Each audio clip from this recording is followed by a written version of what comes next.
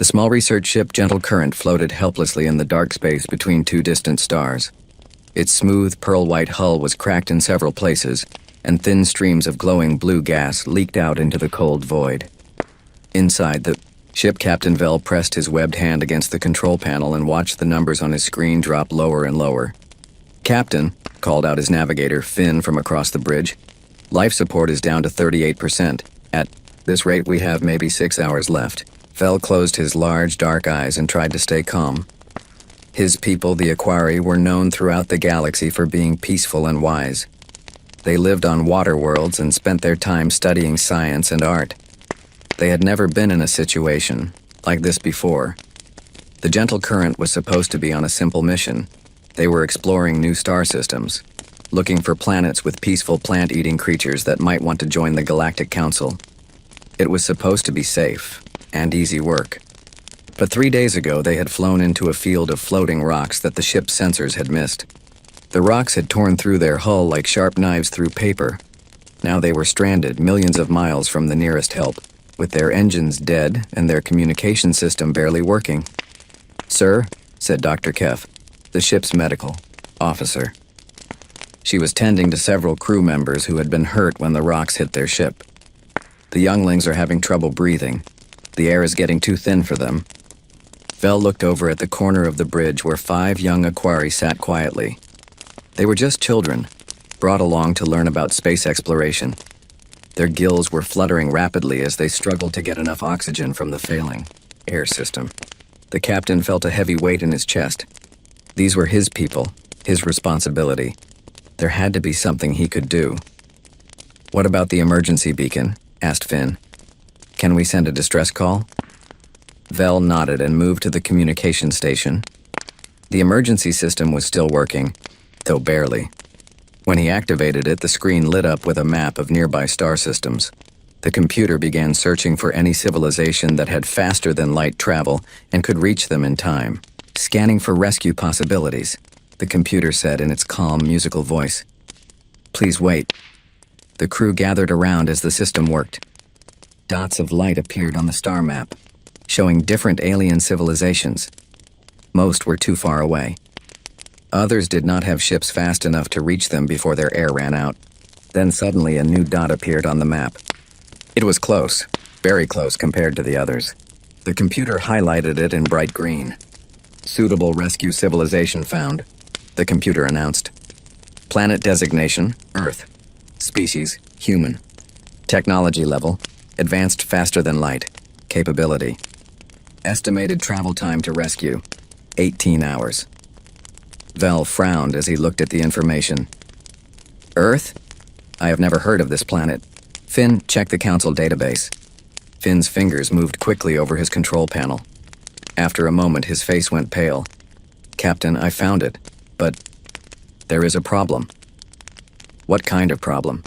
"The planet Earth is listed in the restricted files. It says here, extreme hazard, Deathworld classification, contact forbidden, species designated as highly dangerous." The bridge fell silent. Everyone knew what a Deathworld was, a planet so harsh and deadly that any species that evolved there would be savage and violent. The Galactic Council had strict rules about avoiding such worlds and the dangerous creatures that came from them. "But, Captain," Dr. Kef said softly, "look at their technology rating. It says they have advanced medical systems and rescue capabilities." Vell stared at the screen. The computer estimated that these humans could reach them in 18 hours, just in time to save his crew. But if they really were dangerous Deathworlders... He looked around the bridge at his dying crew. The younglings were getting weaker by the minute. Several of his officers were unconscious from lack of oxygen. They did not have 18 hours to debate this decision. "Maybe the database is wrong," Vell said, more to himself than to anyone else. "Any species advanced enough to travel between stars must be civilized. They must have learned to be peaceful, like all council members." Finn nodded hopefully. "Perhaps the classification is just old information, or maybe it is a mistake." Lai made his choice. With shaking hands, he activated the distress beacon and aimed it toward Earth. The message would travel faster than light, reaching the human homeworld in just a few minutes. He carefully composed their plea for help. Emergency transmission. To planet Earth. This is Captain Vell of the research vessel Gentle Current. We are stranded in space with critical life support failure. Our position is... He read off their coordinates. We have 43 crew members aboard, including 5 younglings. We are scientists and explorers. We mean no harm to anyone. Please, if you can hear this message, we desperately need rescue. Time remaining, approximately 6 hours. After he sent the message, Vell sat back in his chair and waited. Around him, his crew tried to stay calm, but he could see the fear in their eyes. They were putting their lives in the hands of complete strangers from a world marked as dangerous. How? Long until we get a response? Asked Dr. Kiff. If they receive our message and decide to help, we should hear back within the hour, Vell replied. Then 18 hours for them to reach us. The waiting began. Every few minutes, someone would check the life support readings. The numbers kept dropping. 35%, 32%, 28%. Finally, after what felt like forever, the communication system crackled to life. A new voice came through the speakers, deeper and rougher than any Aquari voice, speaking in words that the ship's translator had to work hard to understand. Attention vessel Gentle Current. This is Admiral Kane of the Terran Defense Command. We have received your distress call and are preparing an immediate rescue mission. Please transmit your detailed ship specifications and crew medical requirements. Help is on the way. The bridge erupted in relieved cheers. They were saved. But as Vell listened to the message again, certain words stuck in his mind. Terran Defense Command. Not Terran Science Institute or Terran Exploration Service. Defense Command sounded military. Captain, Finn whispered. Did you notice what he called himself? Admiral Kane. That is a military title. Vell felt a chill run through his body. What kind of rescue ship would be commanded by a military officer? What kind of civilization put their military in charge of rescue operations? But the life support was down to 24% now, and there was no time for second thoughts. They had called for help from the Deathworlders, and now that help was coming. All they could do was wait and hope that they had not made a terrible mistake. Outside the ship, the stars continued to shine coldly in the darkness, keeping their secrets about what was racing toward them through the void. Deep inside the Terran Defense Command headquarters on Earth, alarms suddenly filled the air with their sharp, urgent sound. Admiral Kane was in his office, reviewing reports from the outer colonies, when his communication officer burst through the door. Sir, we have an emergency transmission from unknown aliens, Lieutenant Ross said, breathing hard from running. They're asking for rescue. Kane stood up quickly, his tall frame casting a long shadow across the room. His gray hair and weathered face showed the marks of 30 years in the military. Aliens? Are you certain it's not a trick?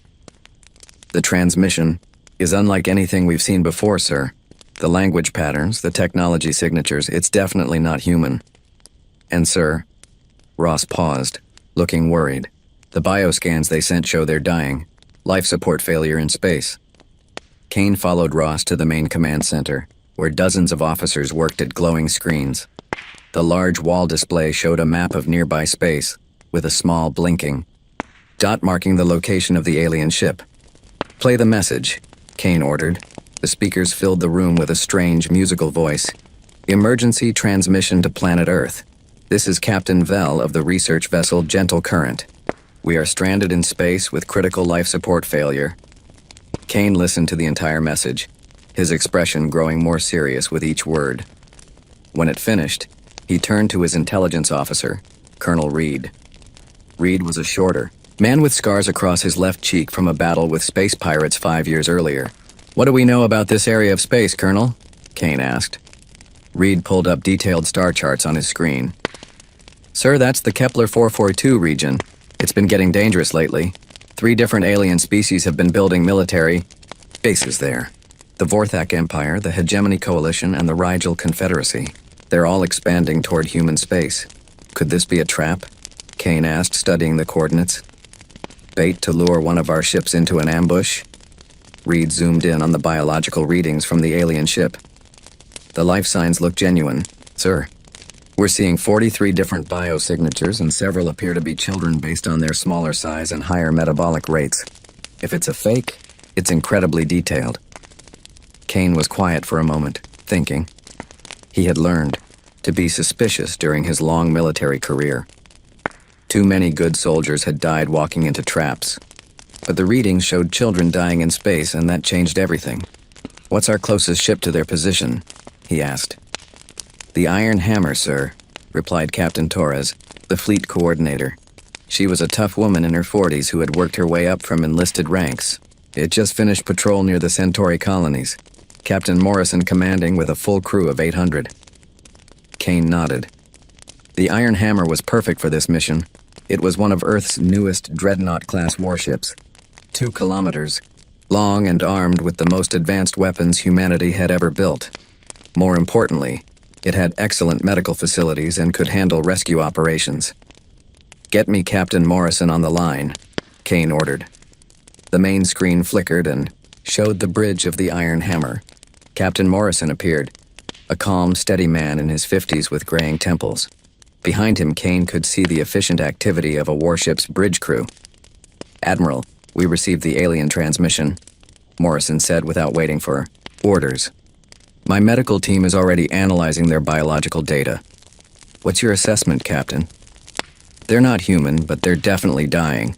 Dr. Park says we can adapt our life support systems to help them. The ship appears to be a science vessel. No weapon signatures that we can detect." Kane made his decision. "Captain Morrison, you are hereby ordered to proceed immediately to the coordinates and render assistance to the alien vessel. Full rescue protocols." "Understood, sir. What are our rules of engagement if this turns out to be hostile?" "Protect yourself and your crew first, but remember, if this is genuine, we're about to make first contact with a new alien species. How we handle this could affect Earth's future relations with them." Morrison nodded seriously. "We'll be ready for anything, Admiral. Estimated travel time at maximum hyperspace speed is 18 hours. Make it 17 if you can, Captain. Those children don't have much time." As the connection ended, Kane turned to address his staff. "I want full monitoring of this situation. If the Iron Hammer runs into trouble, I want to know immediately. Also, get me a line to the President. She needs to know about this." Colonel Reed stepped forward. "Sir, shouldn't we contact the Galactic Council about this? Standard procedure for first contact situations." Kane's expression darkened. "The Council? Reed, they've been ignoring our request for membership for 20 years. 3 of their member species are building military bases in space we consider ours. As far as I'm concerned, this is between us and these, what did they call themselves? Aquari, sir. From the research vessel Gentle Current. Right. This is between us and the Aquari. The Council doesn't get a say." Meanwhile, aboard the Iron Hammer, Captain Morrison was preparing his ship for the rescue mission. The massive dreadnought came alive with activity as the crew prepared for hyperspace jump. "All hands, this is the captain." Morrison's voice echoed through the ship's corridors. "We are responding to an alien distress call. This is a rescue mission, but we're going into potentially hostile space. All departments prepare for possible combat, while maintaining readiness for humanitarian operations. In the medical bay, Dr. Park was working with his team to understand the alien biological data. Their respiratory system is completely different from ours," he explained to his nurses. "They process oxygen through what look like gills as well as lungs. We'll need to adjust our atmospheric mix." Chief Engineer Blake was modifying the ship's life support systems. "If we need to take 43 aliens aboard, we'll have to expand our environmental controls," she told her team. "I want portable life support units ready for immediate deployment." In the Marine quarters, Sergeant Major Stone was briefing his soldiers. "We don't know what these aliens look like or how they'll react to us," he said to the assembled troops. "Remember, this is a rescue mission. We go in ready to fight, but hoping to help." As the Iron Hammer entered hyperspace, its hull glowing with the energy of faster-than-light travel, the crew settled in for the 17-hour journey. None of them knew that they were about to make contact with a species that thought of them as dangerous monsters from a death world. Admiral Kane remained in the command center, watching the ship's progress on the star map. In a few hours, Humanity would either gain new friends among the stars or face a new enemy. Either way, the galaxy was about to learn that humans did not abandon those who called for help, no matter who they were or where they came from. The countdown had begun. Aboard the Gentle Current, the situation was getting worse by the hour. Captain Vell watched the life support readings drop to 15%, while his crew grew weaker and weaker. The 5 younglings were barely conscious now, their small bodies struggling to breathe the thin air. "Captain," whispered Navigator Finn, his voice so weak it was hard to hear. "The humans. How much longer?" Vell checked his timer. 2 more hours. We just have to hold on for 2 more hours." Dr. Kef was moving slowly between the injured crew members, doing what she could with their failing medical equipment. Several Aquari had already fallen unconscious. The ship felt like a tomb, quiet except for the labored breathing of the survivors. Suddenly, the ship's sensors began beeping with an urgent alarm. Vell forced himself to stand and stumbled to the navigation console. What he saw on the screen made his blood run cold. "By the deep waters," he gasped. "Finn, look at this." A massive object was approaching through hyperspace. Something so large that the ship's computer was having trouble calculating its exact size. The energy readings were unlike anything in the Aquari database. What is that thing?" Finn asked, pulling himself up to see the display. Before Vell could answer, space itself seemed to tear open in front of them. A swirling vortex of light and energy appeared, growing larger and larger. Then, like a sea monster rising from the depths, the human ship emerged from hyperspace. The Iron Hammer was a nightmare made real. It was enormous, at least 40 times larger than the Gentle Current. Its hull was black as deep space, covered in armor plating that looked thick enough to stop asteroids. Rows of weapon emplacements jutted out from its sides like the spines of some deadly creature. Missile launchers, energy cannons, and devices that the Aquari sensors couldn't even identify covered every surface. The front of the ship was shaped like the head of a predator, with sensor arrays that looked like glowing red eyes. Along its sides, Vell could see the scars of battle, places where the armor had been damaged and repaired, telling stories of violent conflicts among the stars. "This is what answered our call for help?" Dr. Kef whispered in horror. "This is a ship of war, not rescue." The Iron Hammer moved closer, and now they could see smaller details that made it even more frightening. Gun turrets tracked their movement automatically. Launch bays stood ready to release fighter craft. The entire vessel hummed with barely contained power. Then the communication system crackled to life with a deep, rough voice that sent chills through every Aquari on the bridge. "Alien vessel Gentle Current, this is Admiral Kane of the Terran, Navy. We are responding to your distress call. Prepare to be boarded for rescue operations." The voice paused, and they could hear other humans talking in the background. Then the Admiral continued. "Do not make any sudden movements or attempt to activate any weapon systems. We are here to help, but we will defend ourselves if necessary." Captain Noy. Vell's hands shook as he reached for the communication controls. His people had called for rescue, but they had summoned something that looked more like death itself. Still, with his crew dying around him, he had no choice. "Human vessel," he said, trying to keep his voice steady. "This is Captain Vell. We have no weapons. We are a science ship. We surrender ourselves to your mercy." There was a long pause from the human ship. Then the Admiral's voice returned, but it sounded confused. "Surrender? Captain Vell, we're not here to conquer you. We received your distress call and came to rescue your crew. Do you need medical assistance?" Vell blinked in surprise. These warriors with their massive ship of destruction claimed they were here to help? It seemed impossible. In all the stories he had heard about Deathworld species, they were savage creatures who fought and killed without mercy. "Admiral Kane," Vell said carefully, "we are dying. Our life support has failed, and we have injured crew members.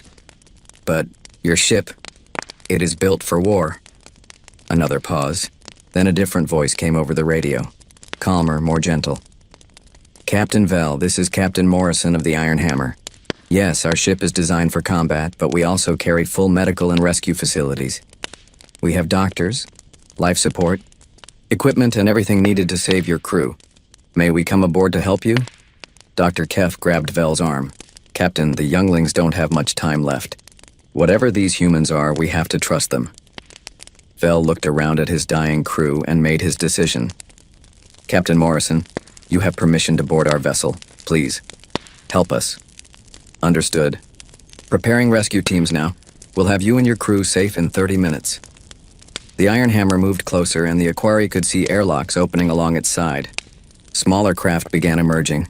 Sleek shuttles that looked fast and dangerous, but also equipped with medical symbols and rescue equipment. As the first human shuttle approached their ship, the crew of the Gentle Current huddled together in fear. Through the viewports, they could see figures in powered armor moving inside the shuttle. The humans looked huge and threatening, even in their rescue gear. They look like soldiers, Finn whispered. Because they are soldiers, Vel replied quietly. We called for help from a species of warriors. The docking clamps engaged with a loud clang that echoed through both ships. Then they heard the hiss of airlocks connecting and equalizing pressure. Heavy footsteps echoed in the corridor outside the bridge, footsteps that belonged to creatures much larger and heavier than any Aquari. The bridge door slid open, and the first human stepped inside. The creature was tall, much taller than any of the Aquari. It wore powered armor that made it look even more massive and threatening. The armor was military green with scratches and dents that showed it had been used in real battles. A helmet covered the human's face, with glowing displays, and sensor equipment that gave it an alien, robotic appearance. But then something unexpected happened. The human stopped just inside the doorway and slowly reached up to remove its helmet. As the helmet came off, the Aquari saw their first human face. It was the face of a female, with short brown hair and kind eyes. Her skin was pale, and there were small scars on her cheek that spoke of old injuries. But despite her warrior's armor and weapons, her expression was gentle and concerned. I'm Commander Hayes, she said in accented but understandable Aquari language. We're here to help. Medical team, get in here now. We have casualties. More humans entered the bridge, but instead of weapons, they carried medical equipment and portable life support devices. They moved with military precision, but their actions were focused entirely on helping the dying Aquari crew. Captain Vel watched in amazement as these fearsome Deathworlders knelt beside his weakest crew members and began working to save their lives. The contradiction was too much for his exhausted mind to understand. Warriors who came to heal, soldiers who came to rescue, Deathworlders who treated alien children with infinite care. What kind of species had they contacted? Commander Hayes looked around the bridge of the Gentle Current and quickly assessed the situation. The air was thin and stale, making it hard even for humans to breathe comfortably. The Aquari crew members were scattered around the room, some unconscious, others barely able to move. Medical Priority 1, she called into her radio.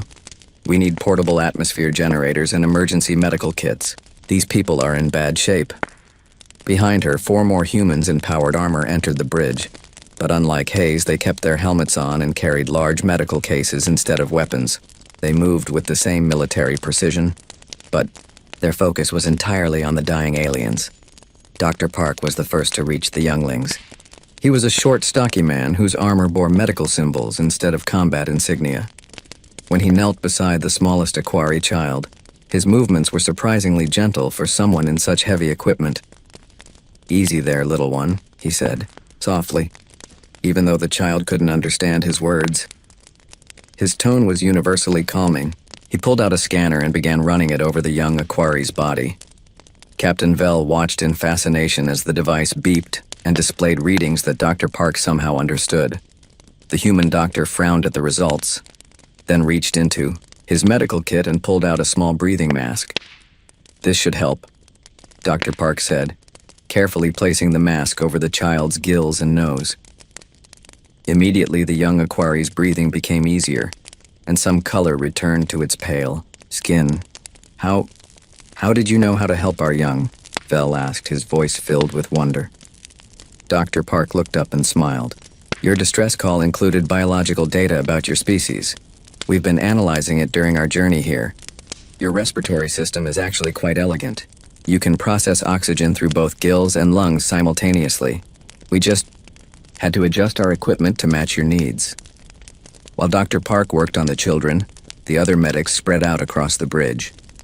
Sergeant Martinez, a tall woman with gentle hands, was helping Navigator Finn sit up and breathe from a portable oxygen unit. Another medic, Corporal Thompson, was carefully examining Dr. Keff's injuries from when the asteroids had damaged their ship.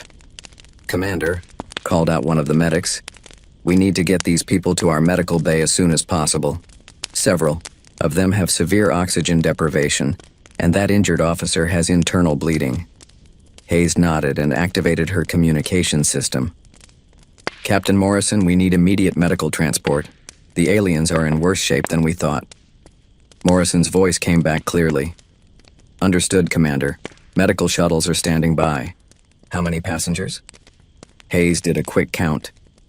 43 total, including 5 children.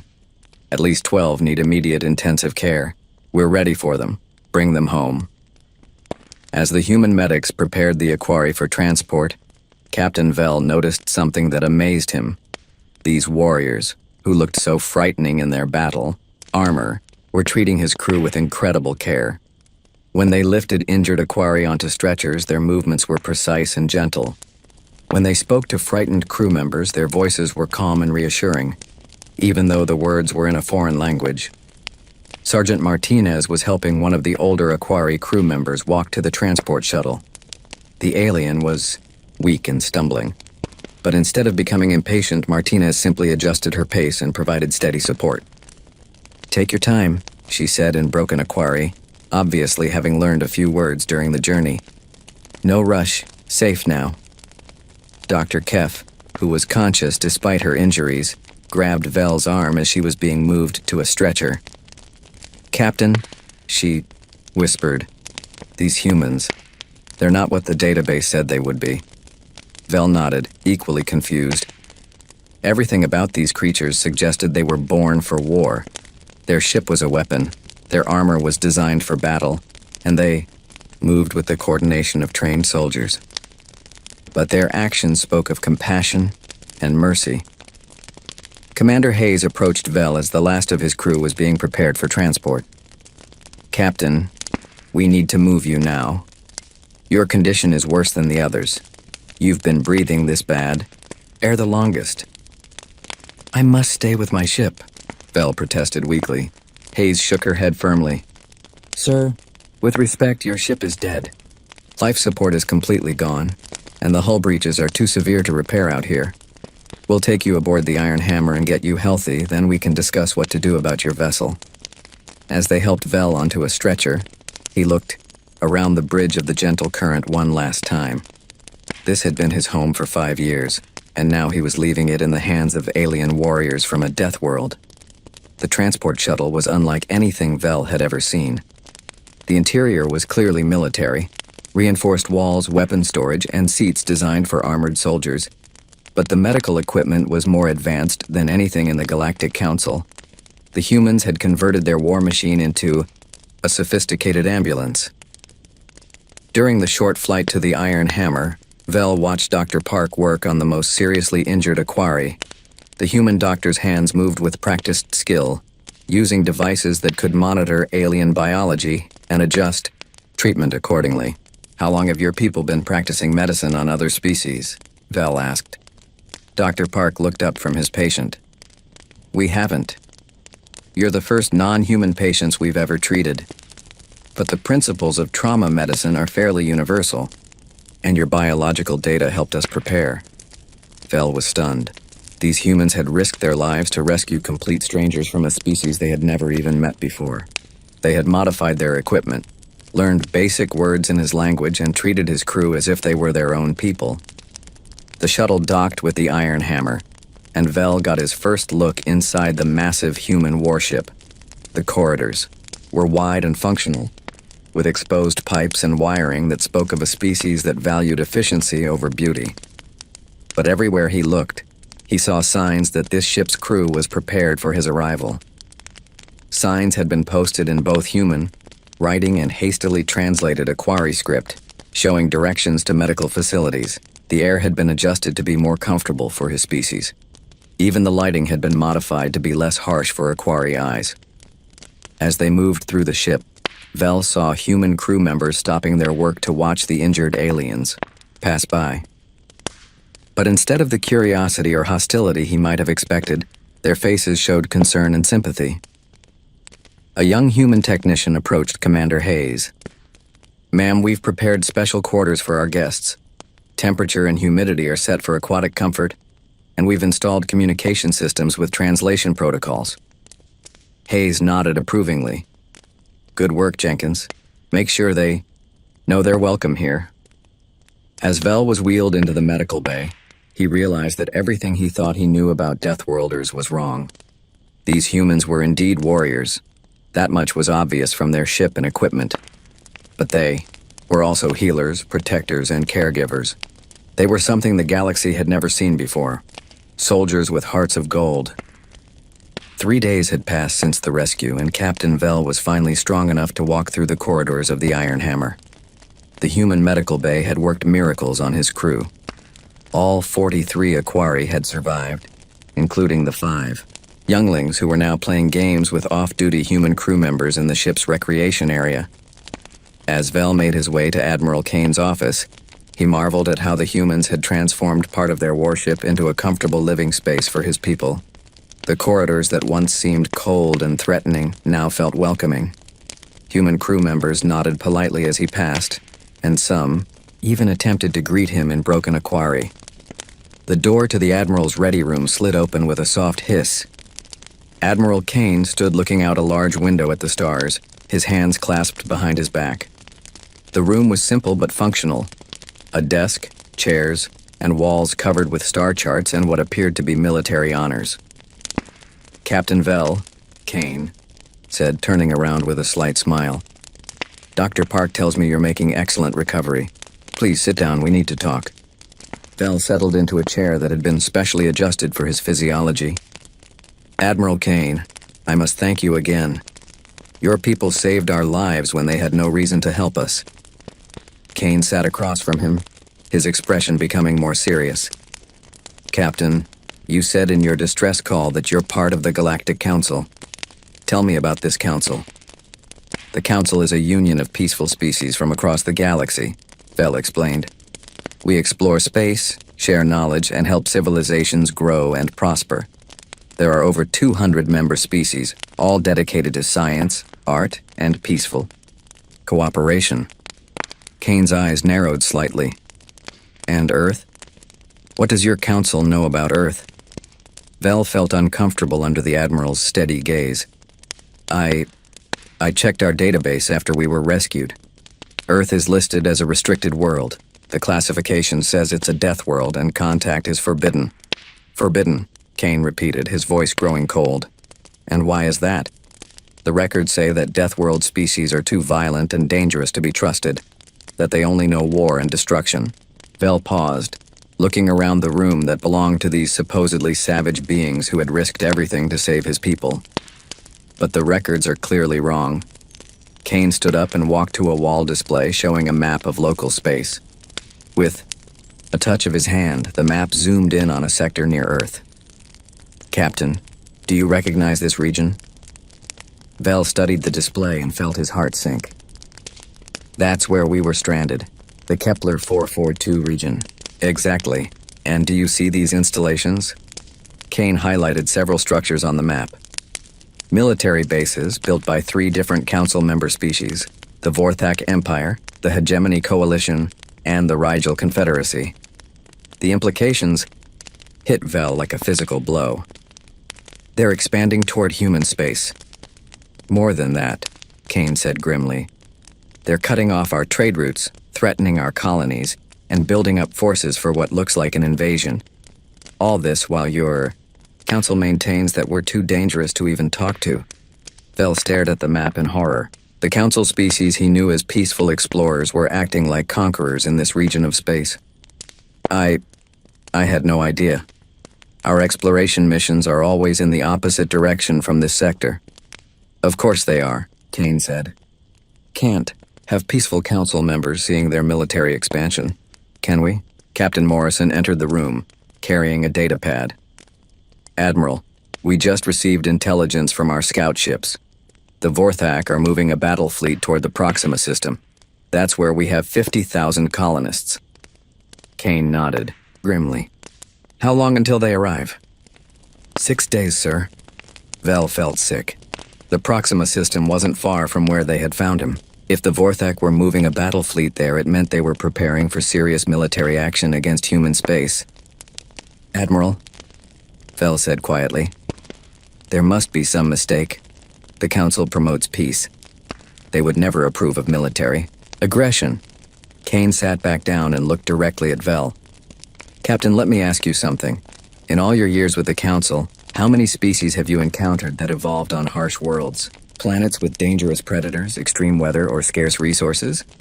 Vel thought about it and realized he couldn't name a single one. None.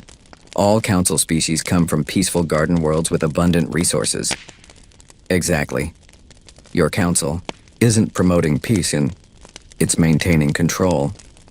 They've created a galaxy where only soft, gentle species are allowed to participate, while keeping out anyone who might challenge their authority. The truth was becoming clear to Vel, and he didn't like what he was seeing. But they genuinely believe that Deathworld species are dangerous. Are we dangerous? Kane asked. Your crew has been aboard this ship for 3 days. Have we threatened you? Demanded payment for the rescue? Tried to steal your technology or interrogate you for information? Vel shook his head. No. Your people have been nothing but kind to us. Captain Vel, Morrison interjected. Your younglings have been playing with our off-duty crew. Yesterday I saw Sergeant Martinez teaching them human games while they taught her Aquari songs. Does that sound like the behavior of savage warriors? Vel felt ashamed. Everything he had been taught about Deathworlders was not just wrong, it was deliberately misleading. What do you want from me? Kane leaned forward. We're taking you and your crew to Council Station Harmony. It's the nearest diplomatic outpost. You can return to your people and resume your life, but I want you to think about what you've seen here. The Council needs to know the truth about humans, Vel said slowly.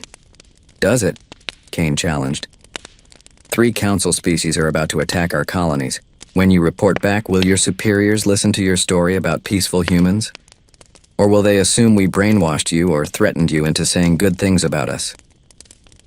The question hit Vel hard, because he already knew the answer. The Council bureaucrats would never believe that their fundamental assumptions about Deathworlders were wrong. They would assume he had been corrupted or coerced. There's something else, Morrison added. We intercepted communications from the Vorthak fleet. They're not just planning to attack our colonies. They're planning to frame us for attacking first. They want to make it look like the dangerous Deathworlders started a war. Vel felt the weight of terrible knowledge settling on his shoulders. The galaxy was about to see a conflict that would pit the peaceful Council against the supposedly savage humans. But he knew the truth. The humans weren't the aggressors. What can I do? He asked. Kane smiled, but it wasn't a happy expression. That's up to you, Captain. You can return to your people and tell them what you've seen. Maybe some of them will listen. Or you can stay silent and let events unfold as they will. Vel looked out the window at the stars. In 6 days, human colonists would face attack from a Council species fleet. The humans would defend themselves, and the Council would point to that defense as proof of their violent nature, unless someone who had seen the truth was willing to stand up and speak it. Admiral, Vel said finally, I think we need to make a stop before you take us to Council Station Harmony. Where? The Proxima system. I need to see what happens when the Vorthak arrive. I need to witness the truth with my own eyes so that when I testify before the Council, they cannot dismiss my words. Kane and Morrison exchanged glances. Then Kane nodded slowly. Very well, Captain. But understand, what you're about to see may be the beginning of a war that will reshape the galaxy. As the Iron Hammer changed course toward human space, Vel realized that his simple rescue mission had become something much larger. He was about to become the bridge between 2 very different views of what civilization should be. The stars held their secrets. But soon, The galaxy would learn that sometimes the greatest warriors make the greatest protectors.